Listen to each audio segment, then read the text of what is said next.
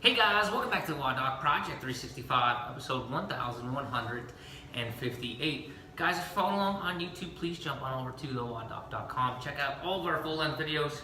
That's where we house them. Over the last couple of days, we've been talking about freestanding handstands, okay? And we talked about some drills to get you upright.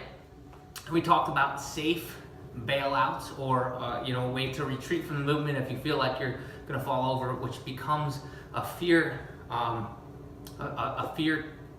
problem, so to speak, that will hamper you from getting movement.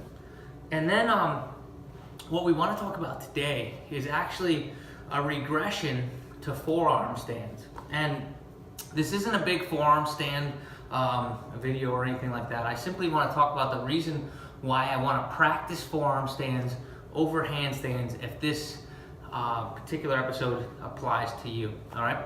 So when we look at the hand, right? A hand, if you look from right there, is from here to here, right? Our balance point really is just from our first knuckle to the back part of our hand. So it's really only that big. But our forearm, right?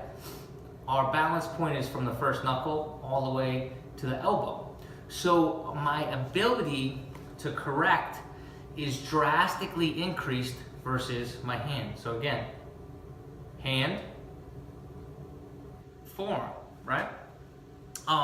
So if you're a person that's just working on the core portion of it, locking down the core so that way my hips stay over top of my shoulders, this is a way that you can build that core integrity for your handstands as you get your forearm stronger. And we'll talk about forearm strength tomorrow, okay? So what we want to concentrate here is if we can get into a forearm stand, and that's in our wheelhouse, we want to concentrate lining up the hip and the shoulder, okay? And I'll show you what I mean by that.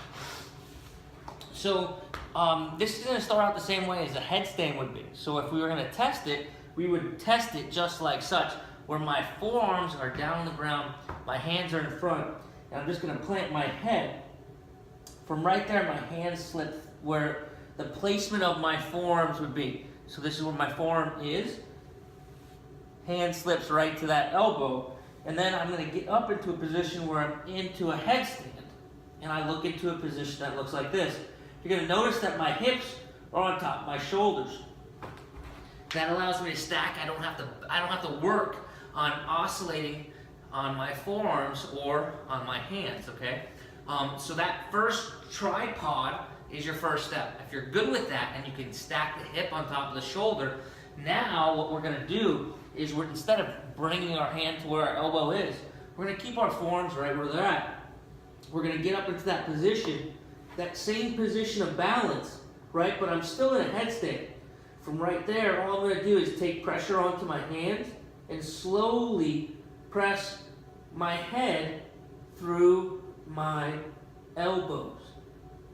And that allows me to complete my forearm stand. But you realize what I did there? I took a headstand, translated it directly into a forearm stand. They might not be the perfect ways that you do that forearm stand to begin with if you're getting it taught in yoga class or anything else like that.